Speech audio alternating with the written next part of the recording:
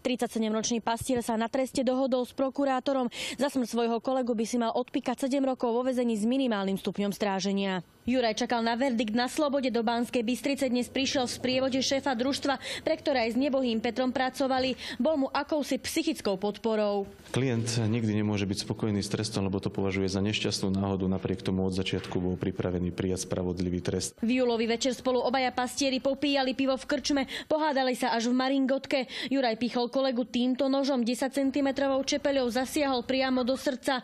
Nepomohli už ani záchranári. Peter na mieste v priebehu niekoľkých minút vykrvácal. Čo sa týka trestu, je to trest, ktorý som navrhoval, takže som spokojný. A hoci sa trestal právoplatným, Juraj do výkonu trestu nešiel. Žiadal o 10-dňový odklad, potrebuje totiž špeciálne ušné vyšetrenie, aby mohol dostať načúvací prístroj. Od narodenia nepočuje na jedno ucho, teraz aj na to druhé, takže má zhoršený ten sluch, je potrebné na ňo kričať. Rodine nebohého Petra sa ospravedlnil, mrzí ho, čo kamarátovi spravil.